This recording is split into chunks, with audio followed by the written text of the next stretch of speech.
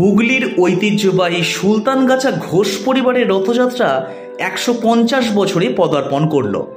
রথে জগন্নাথ নন, বিরাজমান রাধাকৃষ্ণ। সময়ের প্রবাহে অনেক কিছু বদলালেও এই রথযাত্রার ঐতিহ্য আজও অটুট। এবছর এই রথযাত্রার ১৫০ বছর পূর্ণ করল, যা নিজেই এক বিশাল গৌরবের বিষয়। এই রথের সূচনা করেন ঘোষ পরিবারের প্রাক্তন পূর্বপুরুষ স্বর্গীয় হৃদয়নাথ ঘোষ।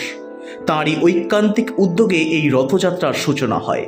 পরিবারের বর্তমান সদস্য তপন কুমার ঘোষ জানান, একসময় রথটি ক্ষতিগ্রস্ত হলে তার পুনর্নির্মাণের দায়িত্ব নেন স্বর্গীয় মহাদেব ঘোষ। তাঁর প্রচেষ্টাতেই রথটির আকার ও সৌন্দর্য নতুনভাবে ফিরে আসে।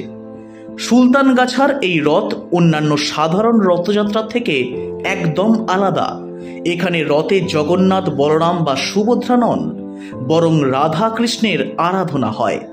তাদের প্রতিমা সুসজ্জিত রথে বসিয়ে গাঁয়ের বিভিন্ন রাস্তা ঘুরিয়ে নিয়ে যাওয়া হয়। রথযাত্রা উপলক্ষে এলাকায় বসে বর্ণময় মেলা, যেখানে স্থানীয় শিল্পীরা নিজস্ব শিল্প সামগ্রী নিয়ে আসেন।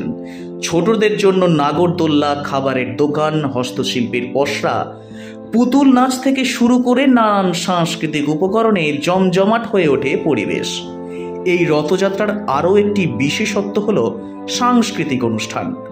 সন্ধ্যা নামলেই আয়োজন করা হয় যাত্রাপালা, লোকসঙ্গীত এবং নাটকের। স্থানীয় ও বহিরাগত শিল্পীরা এখানে অংশগ্রহণ করেন, ফলে সুলতানগাছার এই রথ হয়ে ওঠে এক বৃহৎ মিলন মেলায়। এ যেন কেবল রথ নয়, এ এক ঐতিহ্যের বহনকারী উৎসব। ধর্মীয় ভাবগম্ভীরতা, সাংস্কৃতিক ঐতিহ্য এবং সামাজিক মিলনের এক অনন্য উদাহরণ হয়ে উঠেছে সুলতানগাছার ঘোষ পরিবারের এই রথযাত্রা। আমাদের রথ প্রথম যে করেছিলেন তিনি হচ্ছেন আমাদের দাদু হৃদয়নাথ ঘোষ। তারপরে উনি মারা যাওয়ার পর বাবা পরিচালনা করছেন। টোটাল আমাদের আছে মোট হচ্ছে ১৫০ বছর আর কি। আজকে সারাদিন কি কি অনুষ্ঠান রয়েছে? আজকে সারাদিন আমাদের এখানে পুজো হচ্ছে, তারপর দুপুরে আমাদের কিছু দরিদ্র নারায়ণ সেবন হয় বাড়িতে। বাড়িতে আমাদের এটা নিত্য পুজোও হয়। আমাদের হচ্ছে রাধা গোবিন্দ, আমাদের এখানে মেলা উৎসব হয় এবং যাত্রা হয়। সমস্ত এখানে দোকানে প্রচুর গ্রামের মানুষরা আসেন, উৎসাহের সঙ্গে আসেন এবং স্থানীয় প্রশাসন আমাদের খুব সাহায্য করেন, সহযোগিতা করেন। আমাদের এখানে সুষ্ঠুভাবে সমস্ত জাতি ধর্ম নির্বিশেষে মানুষ আসেন এবং আমরা খুব ছোটোবেলা থেকে আমার বাবার আমল, দাদুর আমল নির্বিঘ্নে আমাদের রথযাত্রাটা হয়।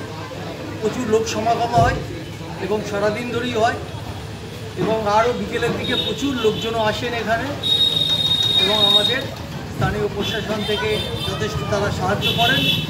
আমাদের এই উৎসবটা আমাদের ব্যক্তিগত নয়, আমরা এটা সার্বজনীন।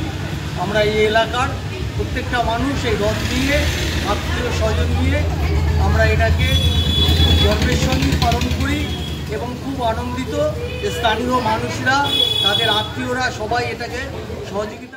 বিশ্বজিৎ কর্মকারের রিপোর্ট, হুগলি টাইমস।